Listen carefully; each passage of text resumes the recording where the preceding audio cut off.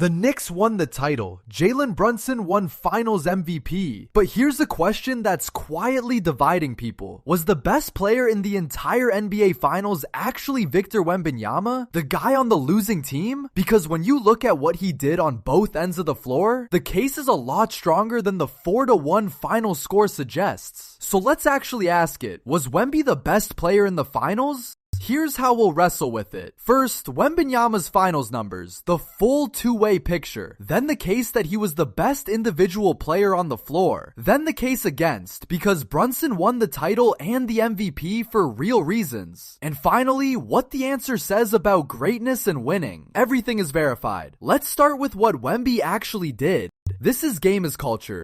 If you like debates settled by the numbers, hit subscribe. We're chasing 1,000, it's free, and it helps a ton. Now, Wemby's finals. What Wemby actually did. Across the 5 finals games, Wembenyama averaged 26 points, more than 11 rebounds, and nearly 4 blocks a game. That's a monster two-way line. He led the entire series in both rebounds and blocks, anchoring a defense that pushed a championship team to the brink. Offensively dominant, defensively terrifying. By raw production, this was a superstar finals. And he saved the statement for the end. Even in the Game 5 clincher, a loss, Wembenyama posted 19 points, 14 rebounds, and 5 blocks. A double-double with 5 blocks in the game his season died. He didn't fade when it ended. He went down swinging on both ends, doing things almost no human his size has ever done on a basketball court. The case that he was the best. Here's the argument. Best player isn't only about scoring, it's about total impact on both ends. Brunson dominated one end of the floor. Wembenyama dominated both. He scored 26 a night and was simultaneously the best defender in the series. A rim protector who changed every shot near the paint. No one else in this finals affected the game in as many ways as Wemby did. By two-way value, he may have been the single best player on the floor.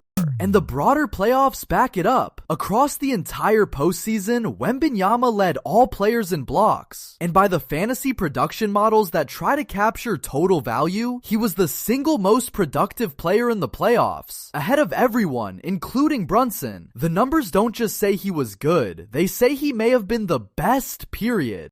The case against, but now the other side, and it's strong too. Brunson averaged 33 points in the finals, 6 more a game than Wemby, and dropped 45 to clinch the title. More importantly, his team won. The award voters agreed. Brunson is the finals MVP. In basketball, best player on the floor and best player in the series are usually decided by one thing: who's still standing at the end, and that was Brunson.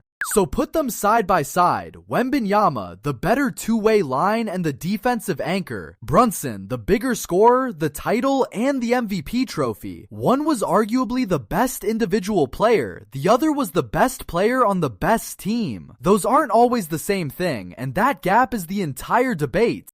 Greatness versus winning.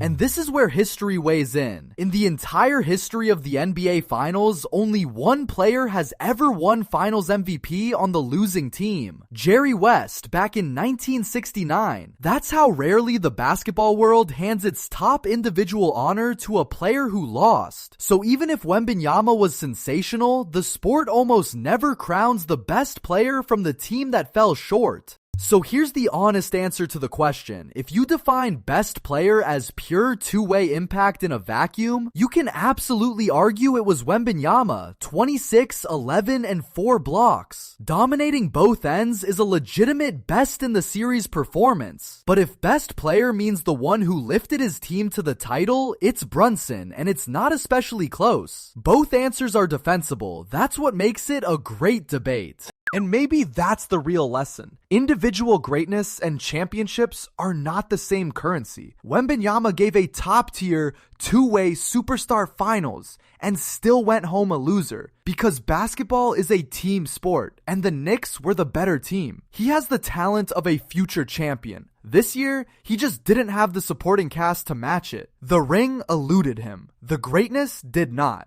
And don't lose the defense in this debate. Wembenyama didn't just block shots, he deterred them. Nearly 4 blocks a game in the finals, plus countless drives altered and floaters swallowed at the rim. He turned the paint into a no-fly zone against a champion. Scoring 26 a night while anchoring a top-tier defense is a two-way burden almost no one in the league can carry. That's the heart of his case. And here's the scary part for the rest of the league. Wembenyama did all of this, and he's only getting started. A player this dominant on both ends, this young, who just took a champion to the brink, is going to be back, and probably soon. The Finals MVP went to Brunson this year, deservedly. But if you're asking who the best player on that floor will be for the next decade, the answer might still be the one who lost.